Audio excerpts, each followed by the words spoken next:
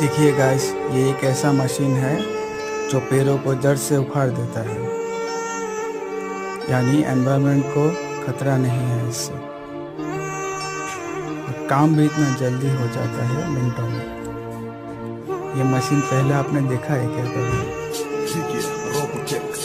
अगर मेरे वीडियो को अच्छा लगे तो प्लीज़ फॉलो, लाइक और सब्सक्राइब करें। देखिए कैसे पेड़ पूरा निकाल